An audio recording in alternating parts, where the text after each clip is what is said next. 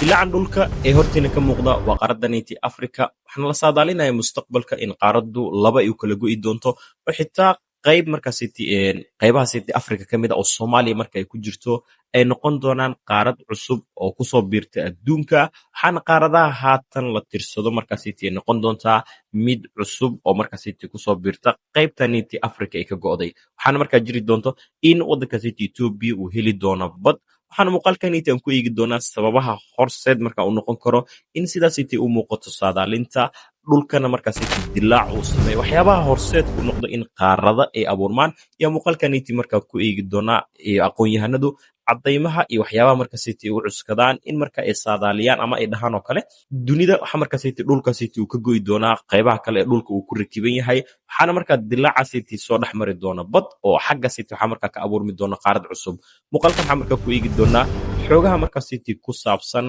Soomaaliya iyo wadamo markaasiti soo raaci doono ee qaaradda Afrika ka go'i doono noqon doonana mustaqbalka qaarad cusub iyo sida markaasiti intee in la iga qaadan kartaa saadaal haddii markaasiti la fiiriyo in qaarad markaasiti abuurmi karto balse intaan gudagelin muuqaalka mar kale waxaa ku xusuusinaa in muuqaalkana lay garaysiina share garayso haddii aad ka mid yihiin bahweynta nugu xiran aan nagu soo biirto ood ku maasata waqtiga ku bixinaysa daawashada muuqaalkan aanu gudagalno muuqaalkeena maanta haddii aan qarniyo dib u laabano dhulku waxaa markaasiti uu ahaa hal lakab oo isku dhegan mana jirin kala qaybsankan qaaradaha ee baduhuna markaasiti ay kala dhex jiifaan ee haatan dunida markaasiti ka jira waxaana koonkaasiti dhulka ee isku wada dhegan loo yaqaanay magac la yidhaahdo markaa banjiye waxaana sidoo kale markaa jirta in hal bad keliya dunida ay ka jirtay waxaana baddaasiti lagu magacaabaya bantalaza waxaa sida dunidan marka haatan ay u kala muuqato u kala qayqaybiyey qaaradaha dhulku inay u kala gogo'aan baduhuna ay kala dhex jiifaan waa cufka dhulka hoostiisa ka jira iyo volkaanooyinka markaa ka qarxa dhulka hoostiisa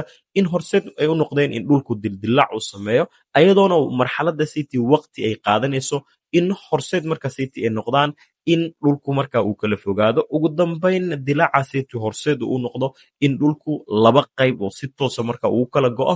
baduhuna marka city ay soo kala dhex galaan waxaana jirta in qaaradahanati haatan inaga markaasiti dunida ka jira aynu naqaano in ay ka dhasheen sabab ah cufkaasiti dhulka hoostiisa ka jira iyo volkaanooyinkaasiti ka qarxa ee waqti markaa soo qaatay halkaasitina dilaac dhulka hoostiisa kasoo sameeyey in dilaacyadaasiti ay ugu dambayn horseed u noqdeen in dhulku uu kala qaybsamo ugu dambayn uu kala go'o badana markaasiti ay kala soo dhex galaan haatanna markaasiti qaaradahan annaga dunida markaasiti aan tirsano aan naqaano sidaasiti marka ay ku dhasheen iyadoo la ogsoon yahay inaysan sidaasiti u sahlanayn in dhulku kala goystiisu ay waqtina qaadanayso oo si sahlan wax ku dhici karaysan ahayn in qaaraddu laba ay u kala go'do oo dhulkaasiti dilaac uu sameynaya heer uu gaarsiiyo in dhulku intuu si toosa u kala go'o bada ay soo kala dhex galaan waqti dheer oo aan la saadaalin karin ay qaadanayso haddana waxyaabaha markaasiti soo baraarujiyey in arrintaniti geeska Afrika lagu baraarugo heer la saadaaliyaba lana dhaho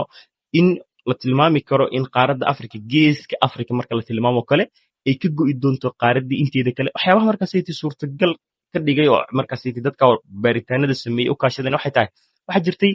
dad cilmi baaris xilligaasiti ka sameynaya gobolkaasiti cafarta Ethiopia in halkaasiti marka ay kula kulmeen dilaac dhulka uu sameeyey oo dhulgariir halkaasiti ka dhac sababtiisa ay ku dhalatay in halkaasiti ay ku arkeen dilaac dhulka ilaa dhowr mitir u qodan waxaana dilaacaasiti dhirir ahaan uu jiitanaa ilaa 50 kilomitir in markaasiti lagu qiyaaso arrintaas iyadoo marka ay jirtay baaritaanada halkaasiti ay ka sameeyeen mar kale arrinta haddana waxaa markaa sii laba kaclaysay in dhulgariir ku dhuftay dhankaniti koonfureed ee Kenya sidoo kale isagana markaa halkaasiti dilaac weyn oo dhulka markaasiti inuu sameeyey baaritaanada iyadoo markaasiti la isu kaashanayo waxa Ethiopia markaa ka dhacay 2005 dhulgariirkaas iyo dhulgariirka 2018 Kenya isagana markaasiti ka dhacay baaritaanada halkaasiti waxyaabihii la isku aruuriyey waxaa markaa lagu tilmaamay saadaalna markaa lagu sheego kale in dadkii warbixinada markaasiti sameeyey ay dhaheen in ay tilmaameen qaaradda Afrika gaar ahaan geeska Afrika in marka ay ka go'i doonto qaaradda inteeda kale guud ahaan Soomaaliya way ka go'i doontaa qaaradda Afrika waxaana markaa soo raaci doono qayb ka mid ah Kenya oo dhulkani Soomaalida markaasiti xagga jirto ay ku jirto iyo sidoo kale qayb ka mid ah dhulkaasiti Ethiopia haatan ay ku sugan tahay oo jigjiga markaasiti ku jirto tan Soomaaliya xataa waxa markaasiti u noqon kartaa faa'iido in dhulalkii markaasiti ka maqnaay dib ay ula soo go'i doonto oo qaarad cusub markaasiti la noqon doonto waxyaabahan sidoo kale marka dhulkaasiti Soomaaliya ay la go'day iyo Soomaaliya qaaradda Afrika inteeda kale ay ka go'i doonto waxaa soo raaci doono wadamada markaasiti Djibouti Tanzania iyadan markaa saameyn ay ku yeelan doonta iyo Mozambique. Tan waxaa markaa la tilmaami karaa oo la dhihi karaa Soomaaliya in faa'iido weyn markaasayta ugu sugnaan doonto. Wadamada kale iyagana markaa faa'iido xoogaa ka heli doonto waxaa markaa ka heli doona waxaa markaasayta ka mid ah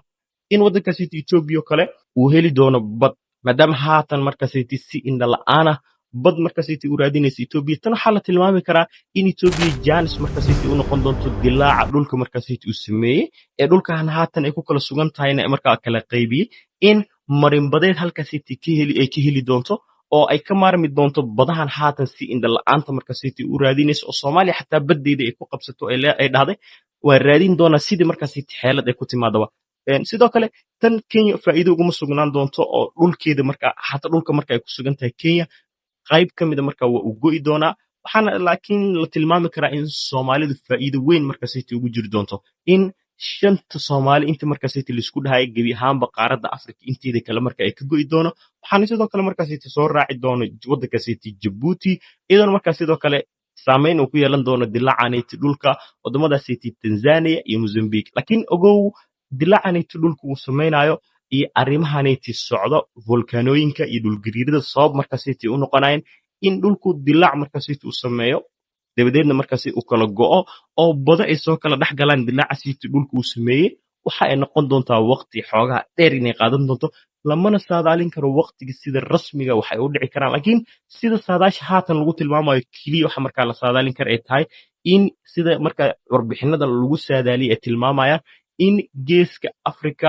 Soomaaliya iyo markaa ay ugu weyn tahay in gebi ahaanba qaaradda inteeda kale marka ay ka go'i doonaan oo qaarad cusub oo dunida kusoo kororteen marka ay noqon doonaan